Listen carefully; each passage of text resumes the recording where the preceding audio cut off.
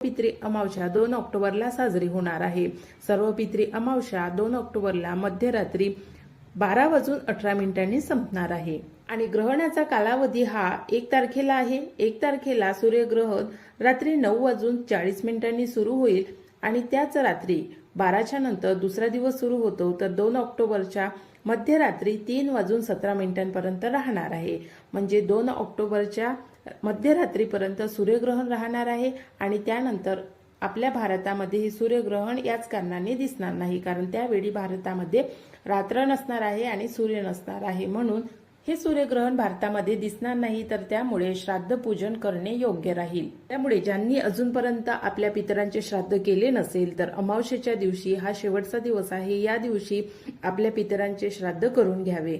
बरेच लोक श्राद्ध पूजन हे तिथीनुसार करतात आणि जर ज्यांना तिथी माहीत नसेल तर ते लोक अमावस्येच्या दिवशी